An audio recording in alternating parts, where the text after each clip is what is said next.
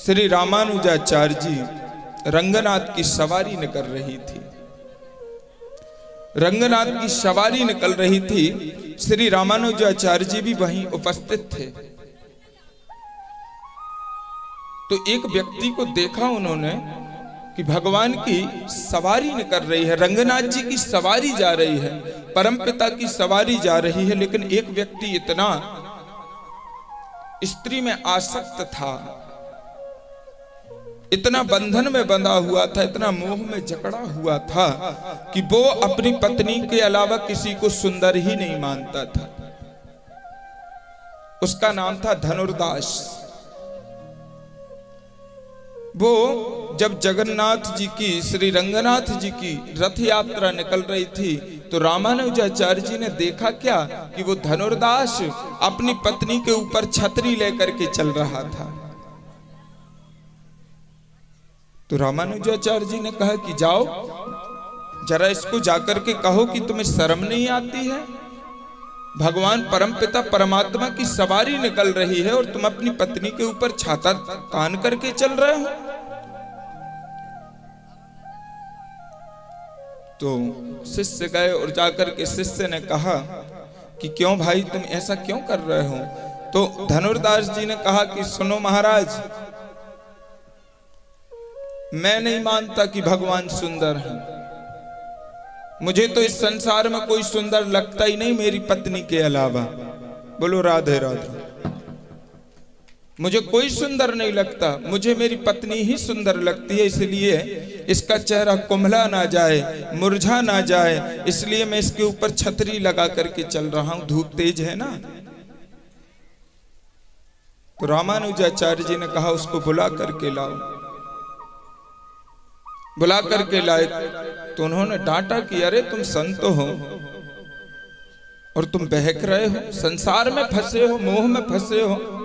यदि तुम्हें तुम्हारी पत्नी से भी सुंदर रूप दिखा दूं तो तुम मानोगे? जगन्नाथ जी को छतरी लगाओगे? रंगनाथ जी को छतरी लगाओगे?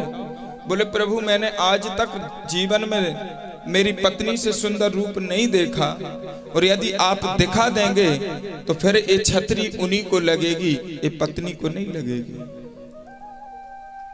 रंगनाथ जी के मंदिर में उनको लेकर के गए, पकड़ करके गए और भगवान के चरणों में नतमस्तक हो गए।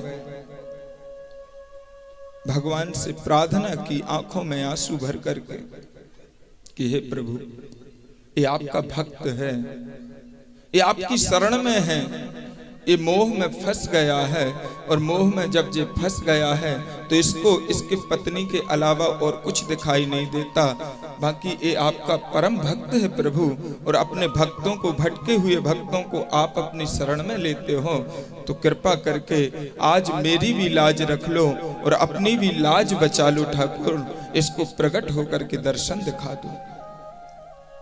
जब यह करुण पुकार उन्होंने की, ठाकुर जी से प्रार्थना की, तो महाराज देखते क्या है कि एक दिव्य प्रकाश प्रज्वलित होता है और साक्षात बांके बिहारी सामने खड़े हो जाते हैं। जैसे ही बिहारी जी का दर्शन होता है तो धनुर्दास देखता है और देखते देखते महाराज चक्कर खा के गिर जाता है।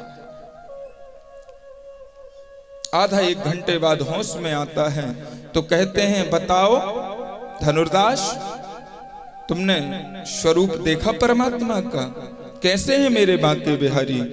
तो कहा प्रभु आज के बाद जीवन में यदि मैं कोई सेवा करूंगा, यदि ये छतरी में लगाऊंगा तो पत्नी को नहीं बल्कि बांके बिहारी को लगाऊंगा, क्योंकि वो त्रिभुवन सुंदर हैं, वो जगत में सुंदर हैं।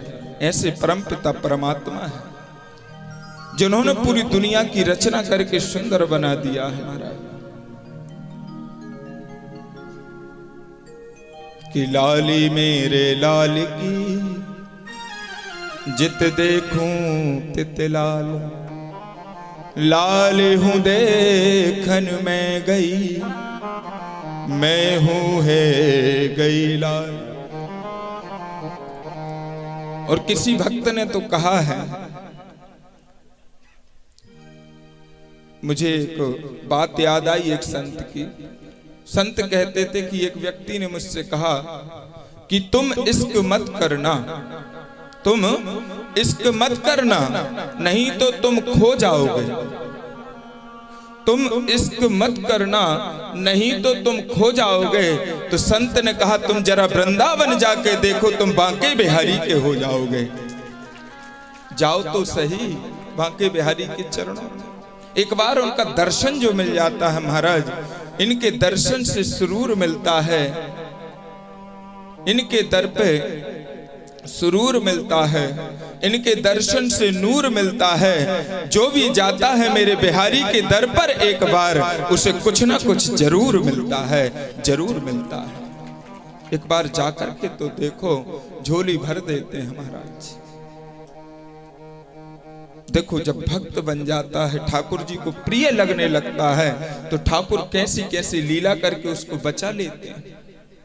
कल हमने सुना ना, माँ काली